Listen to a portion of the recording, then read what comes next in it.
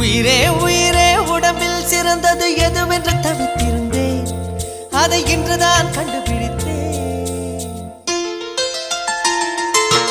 கண்ணென்னை காட்டியதால் என் கண்ணே சிறந்ததடி.